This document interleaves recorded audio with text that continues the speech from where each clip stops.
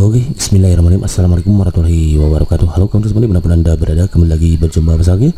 Semoga kita selalu dalam keadaan baik dan kebaikan selalu menyertai kita semua. Oke kawan-kawan, alhamdulillah kembali lagi mengakhiri berkesempatan untuk berbagi informasi seputar pelaksanaan P3K.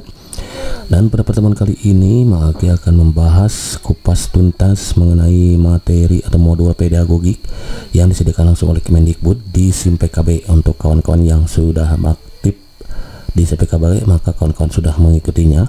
Namun untuk kawan-kawan yang belum tercatat di Dapodik, maka kawan-kawan tidak bisa mengikuti SIM PKB-nya gitu. Namun demikian tidak perlu khawatir kawan-kawan, karena insya Allah Maki akan selalu update modul-modul PKB beserta dengan pembahasannya. Baik, untuk modul satu kita langsung aja ke TKB ya gitu. Pada pertemuan kali ini kita akan belajar mengenai karakteristik peserta didik.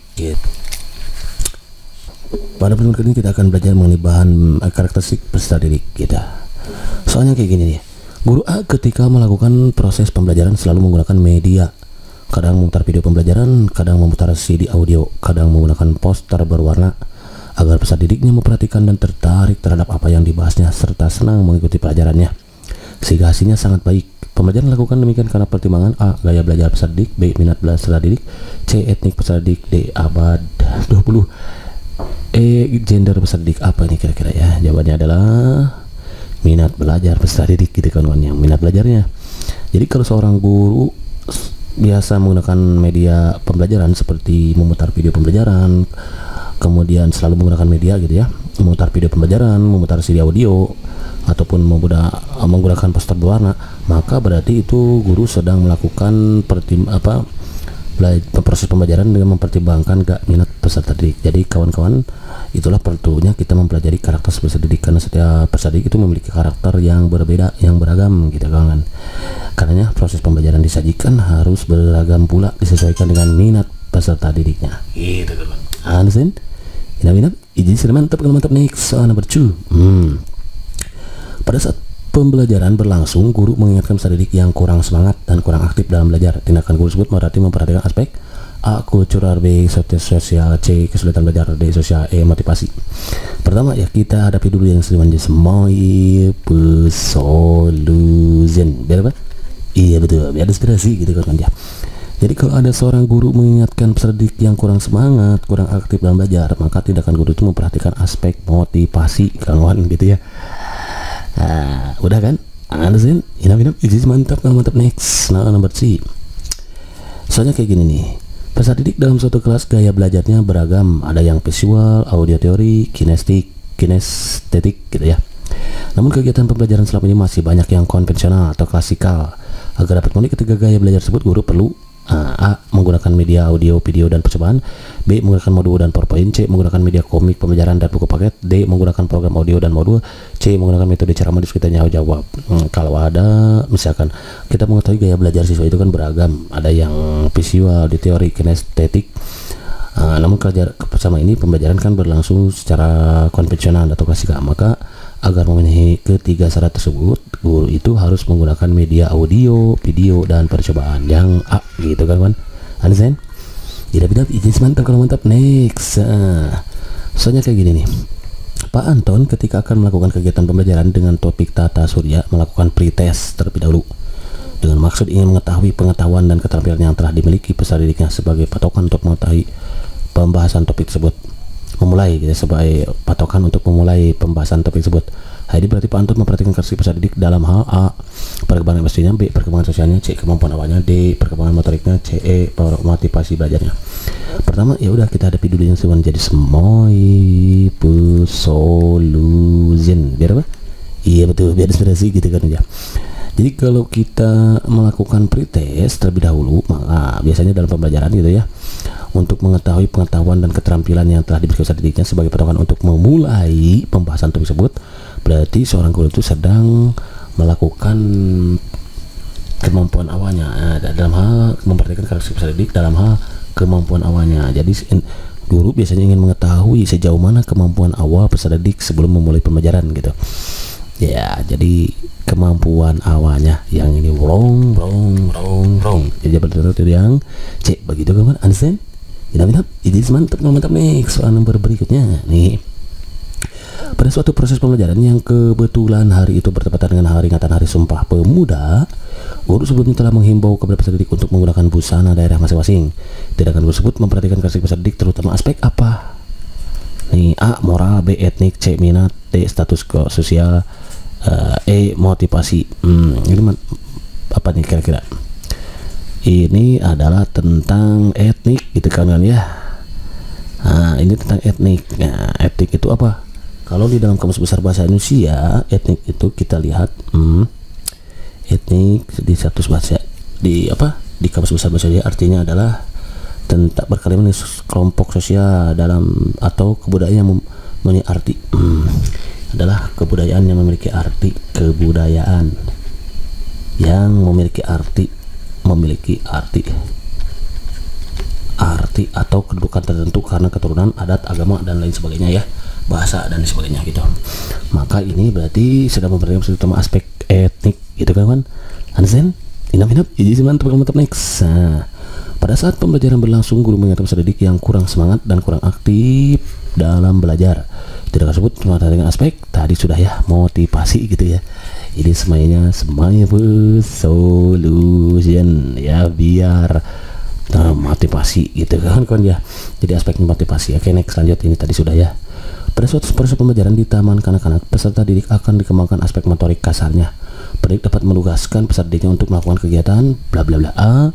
Menjiplak huruf, B. Mewarnai pola, C. memasang puzzle, D. menendang bola, E. meronce membuat kalung. Nah, pertama ada video menjadi solution. Biar apa? Iya betul, biar inspirasi ya. Kalau seorang guru nih di taman kanak-kanak ini di TK gitu ya, kemudian akan mengembangkan aspek motorik kasar nih. Awas, kasar berarti itu adalah menendang bola gitu. Kalau menjiplak ini burung, mewarnai burung, masang puzzle burung, meronce buat kalung burung, karena ini aspek motorik kasarnya. Berarti motorik geraknya ya menendang bola gitu kan ya. Ansen, inap ini mantap next. Soal nomor berikutnya, perkembangan moral peserta didik anak menurut Kohlberg terdiri dari beberapa tahap naively egoistic orientation, yaitu tahap di mana anak menilai baik buruk berdasarkan A. keterlibatan sosial, B. persetujuan orang lain, C. hati nurani, D. kontrak sosial imbal jasa akibat. Pertama ya udah kita hadapi dia dengan menjadi solution. Biar apa? Iya betul, ekspresi gitu kan. Jawabannya adalah kontrak atau imbal jasa kawan-kawan ya. Ini wrong. Jadi balik yang D gitu ya. Kalau perkembangan moral peserta didik anak menurut Kohlberg terdiri dari dua tahap naively egoistic katanya. Itu tahap dimana anak menilai buruk berdasarkan kontrak atau imbal jasa, berdasarkan jasa gitu. Oke, next nih, perkembangan kognitif peserta didik sekolah dasar berada pada taraf operasional konkret. Nah, sehingga mereka merasa kurang memahami materi pelajaran yang sebaiknya dulu secara verbal saja. Proses tersebut akan efektif jika disertai dengan menggunakan A. media cetak, B. media poster, C. media benda nyata, D. media grafis, E. media gambar. Kalau operasional konkret berarti mereka biasanya memahami ya pembelajaran yang menggunakan media benda nyata gitu, konkret, jadi harus konkret. Karena kalau verbal saja dia tidak suka biasanya, apalagi di sekolah dasar gitu ya. Jadi jawabannya apa itu adalah media benda nyata yang C, begitu kan? Anzen inap jadi sedih mantap, jangan lupa smile gitu kan ya. Oke, next berikutnya nih. Guru A ketika melakukan proses pembelajaran selalu menggunakan media, kadang memutar video pembelajaran, kadang memutar CD, audio, kadang menggunakan poster berwarna agar bisa memperhatikan dan tertarik terhadap apa yang dibahasnya serta senang mengikuti perjalanannya sehingga hasilnya sangat baik. Pelajaran dilakukan demikian karena pertimbangan minat belajar kawan-kawan ya. Ini tadi sudah ya, ini rong. Jadi minat belajarnya disesuaikan ya.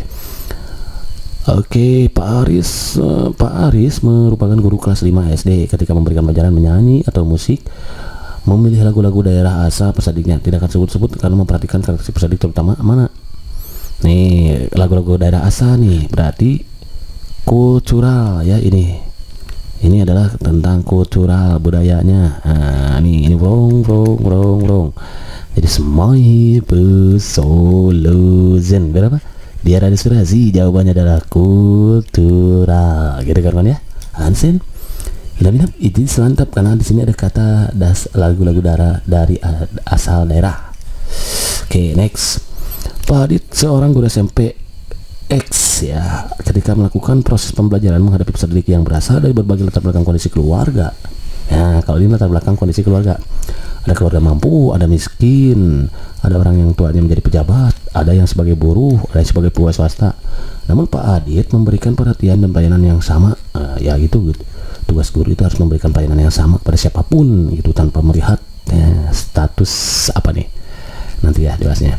Kepada peserta didiknya, ini sebenarnya Pak Adit memperhatikan karakteristik peserta didik apa? A. Statusnya. B. Minat, kultural, motivasi etnik. Jawabannya adalah pertama, hadapi dulu di semoy pesolusin. Berapa?